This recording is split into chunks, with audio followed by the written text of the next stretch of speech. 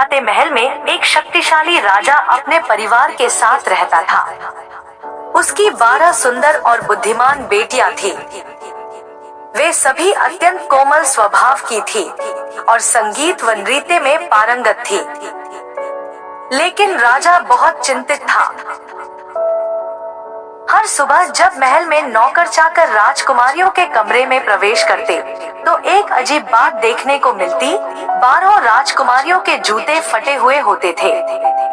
यह सिलसिला हर रोज चलता था, लेकिन कोई भी यह नहीं जान पाया कि आखिर रात में ऐसा क्या होता है जिससे उनके जूते हर सुबह फटे हुए मिलते हैं।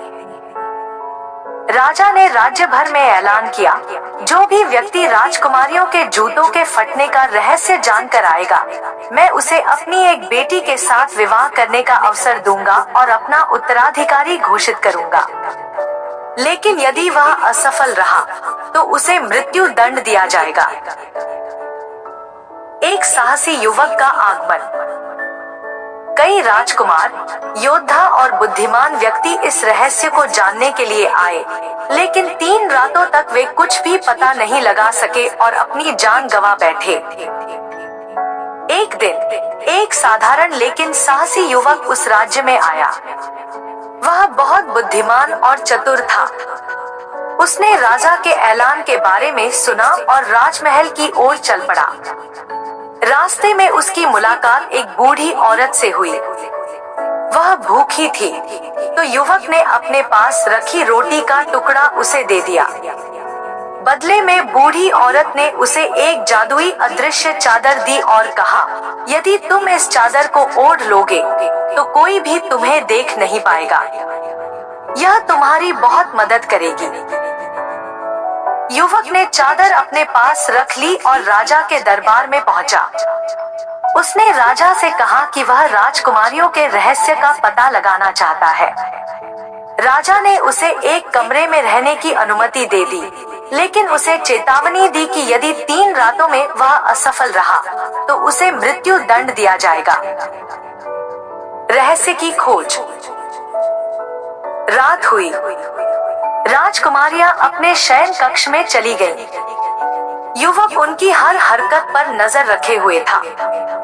जैसे ही आधी रात हुई, उसने देखा कि सबसे बड़ी राजकुमारी अपने बिस्तर के पास गई और वहां रखे गुप्त द्वार को खोल दिया। युवक ने झट से अपनी जादुई चादर ओढ़ ली और चुपचाप उनके पीछे पीछे चल पड़ा। वे सभी राजकुमारियां एक गुप्त सीढ़ी से नीचे उतरी और एक सुंदर जंगल में पहुंच गईं। वहां पेड़ों की शाखाएं चांदी की थी और रास्ता चांदी की रोशनी से जगमगा रहा था। युवक ने प्रमाण के लिए एक चांदी की डाली तोड़ ली। थोड़ी ही देर में वे एक झील के किनारे पहुंची, जहां 12 नावें लगी थी। हर नाव में एक एक राजकुमार खड़ा था, जो राजकुमारियों को एक भव्य महल में ले जाने के लिए आया था। युवक चुपचाप सबसे छोटी राजकुमारी की नाव में कूद गया। कुछ ही देर में वे एक चमचमाते हुए महल में पहुंच गए। वहां संगीत गूंज रहा था और सब लोग नृत्य कर रहे थे। युवक एक किनारे खड़ा होकर यह सब देखता रहा। जब उसे भूख लगी, तो उसने महल में रखी एक मिठाई उठाई और अपने मुंह में डाल ली। उसी समय सबसे छोटी राजकुमारी ने मिठाई को हवा में गायब होते देख लिया। डर के मारे उसने अपनी सबसे बड़ी बहन को बताया, लेकिन बड़ी बहन ने उसे समझाया कि वह भ्रम देख रही है। युवक ने एक सुनहरा प्याला भी वहां से उठा लिया और अपनी जेब में रख लिया। पूरी रात राजकुमारियां नृत्य करती रहीं। जब सुबह होने लगी, तो वे वापस अपनी नावों में बैठीं और महल लौट आईं। युवक ने भी उनके साथ गुप्त दरवाजे से होते हुए महल में वापसी कर ली। सच्चाई का खुलासा। अगली सुबह राजा ने युवक को दरबार में बुलाया। 12 राजकुमारियां भी वहां उपस्थित थी। उनके जूते फिर से फटे हुए थे। राजा ने युवक से पूछा, क्या तुम राजकुमारियों के जूतों के फटने का रहस्य जान सके? मुस्कुराते हुए कहा, हाँ महाराज, मैंने इस रहस्य का पता लगा लिया है।